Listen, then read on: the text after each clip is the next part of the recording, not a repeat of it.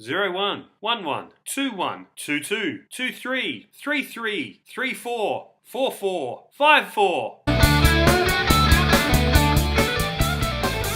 The Melbourne Ice win 5-4 over the Newcastle North Stars in a game in which neither team managed to hold a lead of greater than 1 goal. Now, there were 9 goals scored during the game, so I'm only going to bring up a couple of them because they were kind of important to the game. The first goal of the game was scored by Cody Danberg with assists to Adam Jerrick and John Kennedy. The goal was scored only 33 seconds into the game, so it sort of gave you that feel that there'd be a heap of goals scored for the rest of the game. The next goal I want to talk about was by Matt Armstrong. He skated all the way down the length of the ice and into the corner, then cut back in front of the goal and put the puck into the net, and it was then promptly waved off because the net was kicked off its moorings just before the puck went in. Bo Taylor had a penalty shot at 8:18 in the third, after he was taken down by a clumsy defensive play by Tim Johansson. Fortunately for the Ice though, Taylor's penalty shot rang off the post and didn't go in. The last goal I want to talk about was actually the last goal of the game, scored by Jeff Smith. He'd been standing in front of the crease the whole game and was copping a hiding from the North Stars goalie and defence.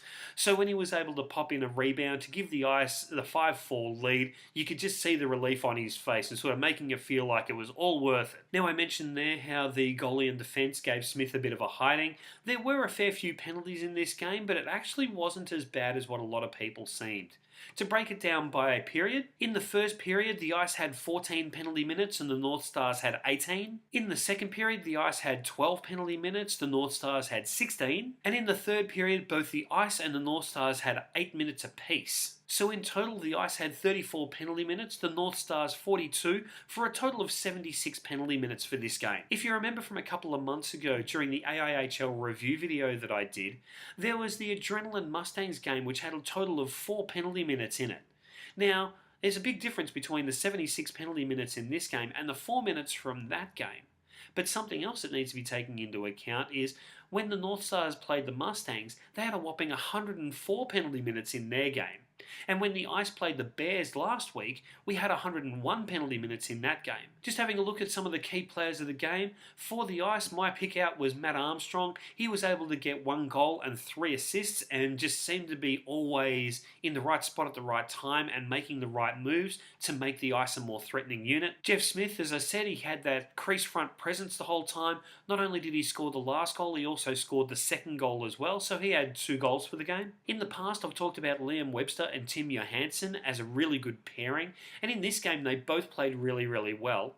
They both picked up an assist, they both had lots of entries into the Stars zone, and they had a lot of speed, power and strength to their play.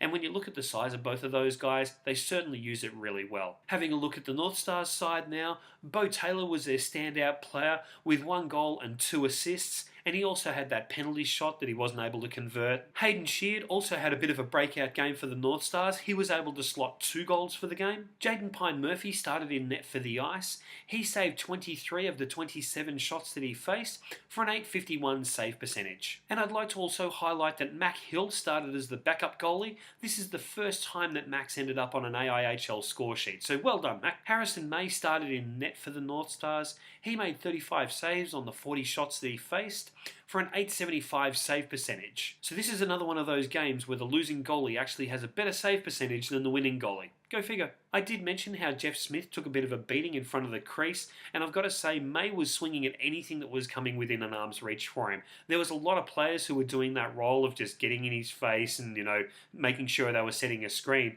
but May certainly made them work for that position. So next weekend, the Ice are on a road trip. They're going up to Newcastle to play the North Stars again, and then on their way home, they'll be dropping by Liverpool to play the Ice Dogs in the last game of their series. Now, something that I noticed in this game against the North Stars was that they were starting to drop back to the habits of playing as a bunch of individuals rather than playing as a team.